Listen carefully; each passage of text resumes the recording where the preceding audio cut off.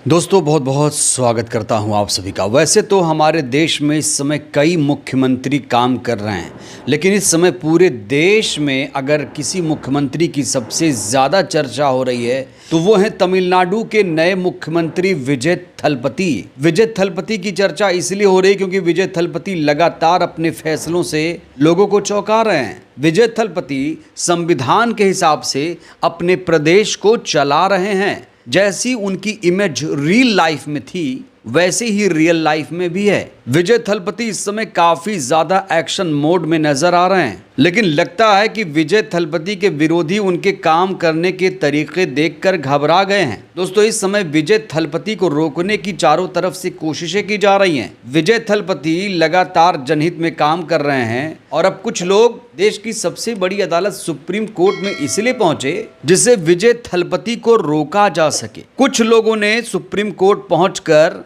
ये डिमांड की है कि विजय थलपति जिस तरीके से काम काज कर रहे हैं अब उन पर अंकुश लगाया जाए। दोस्तों इसको लेकर हैरान कर देने वाली याचिका डीएमके की तरफ से सुप्रीम कोर्ट में लगाई गई है। पूरे मामले को समझेंगे, लेकिन इस बीच मुख्यमंत्री विजय थलपति ने भी देश की सबसे बड़ी अदालत का दरवाज़ा खटखटा दिया है।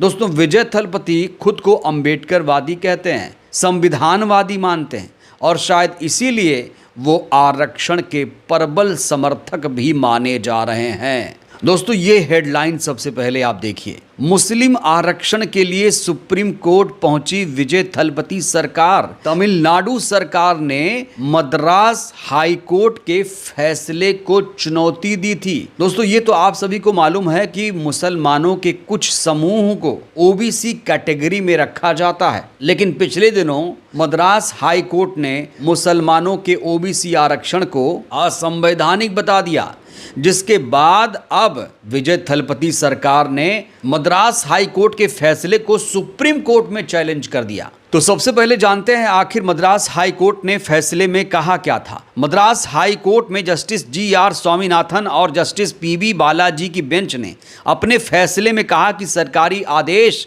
उन न्यायिक फैसलों के पूरी तरह से खिलाफ है जो हाई कोर्ट सुप्रीम कोर्ट ने दिए हैं। इस न्यायिक निर्णयों के अनुसार धर्म बदलकर इस्लाम अपनाने वाले व्यक्ति को सिर्फ मुसलमान ही माना जाएगा। ये फैसला मद्रास हाई कोर्ट का है। हाई कोर्ट ने अपने फैसले में यहां साफ तौर से कहा है कि धर्म बदलकर इस्लाम अपनाने वाले व्यक्ति को सिर्फ मुसलमान माना जाएगा और इन्हें आरक्षण अगर दिया गया तो वो असंवैधानिक माना जाएगा। लेकिन हाई कोर्ट के इस फैसले को विजय थलपति सरकार ने नहीं माना और विजय थलपति सरकार ने इस फैसले को सुप्रीम कोर्ट में चैलेंज कर दिया है। लाइव लॉ की रिपोर्ट के अनुसार ये बताया जा रहा है कि 2024 में तमिलनाडु सरकार ने पिछड़ा वर्ग, अति पिछड़ा वर्ग और अनुसूचित जाति यानी एससी से इस्लाम धर्म अपनाने वाले लोगों को पिछड़ा वर्ग मानने का आदेश जारी किया था। यही नहीं, तत्कालीन एमके स्टालिन सरकार ने कम्युनिटी सर्टिफिकेट भी जारी करना शुरू कर दिया था। जिन मुस्लिम जातियों को यह आरक्षण दिया जा रहा था उसमें अंसार, दक्कनी मुस्लिम, शेख सैयद भी शामिल हैं। लेकिन मद्रास हाई कोर्ट ने इस फैसले को असंवैधानिक बताया, जिसके बाद मद्रास हाई कोर्ट के फैसले के खिलाफ सुप्रीम कोर्ट में चैलेंज कर दिया है विजय थलपति सरकार ने। इसको लेकर एक एसएलपी सुप्रीम कोर्ट में दाखिल की गई है और कहा जा रहा है जल्द ही इस पूरे मामले पर सुप्रीम कोर्ट सुनवाई करेगा। तो यहाँ आरक्षण के प्रबल समर्थक कहा जा रहा है विजय थलपति हैं। अगर वो आरक्षण के समर्थक नहीं होते तो वो सुप्रीम कोर्ट का दरवाज़ा नहीं खटखटाते। तो कहा जा रहा है इस समय विजय थलपति सरकार जो है वो संविधान के हिसाब से काम कर रही है, अम्बेडकरवादी सरकार है, संविधानवादी सरकार है, इसीलिए वो अपने शोषित पीड़ित नागरिकों को आरक्षण देना चाहती है। लेकिन जो आरक्षण के विरोधी हैं उनको दिक्कत पैदा हो गई।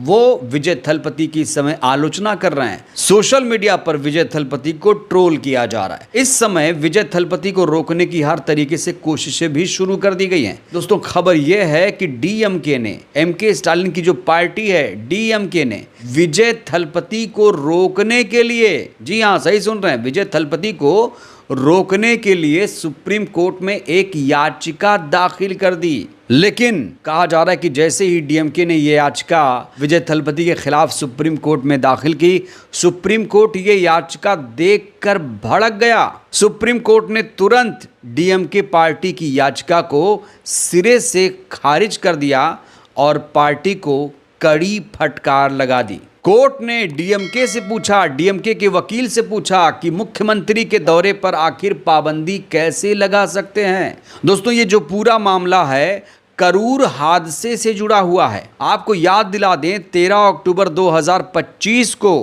करूर में भयानक भगदड़ हुई थी, 41 लोगों की जान चली गई थी और अब विजय थलपति करूर जाकर पीड़ितों से मुलाकात करना चाहते हैं, उनको मुआवजा और नौकरी देना चाहते हैं। लेकिन डीएमके को ये बात बुरी लगी, इसलिए डीएमके सुप्रीम कोर्ट पहुंच गई और सुप्रीम कोर्ट जब पहुंची उसने कहा कि मुख्यमंत्री को रोकिए, पाबंदी लगाइए, अंकुश लगाइए। मुख्यमंत्री कैसे इस तरीके से काम कर सकते हैं, कैसे इस तरीके से दौरा कर सकते हैं। हालांकि इस याचिका पर कई सारे सवाल खड़े हो गए हैं। न्यायाधीश जस्टिस केवी विश्वनाथन और न्यायाधीश आलोक आराधे की बेंच ने डीएमके के वरिष्ठ वकील रंजित कुमार से तीखे सवाल पूछे। कोर्ट ने कहा कि न्यायपालिका भला कार्यपालिका की प्रमुख मुख्यमंत्री के दौरों को कैसे तय या नियंत्रित कर सकती है।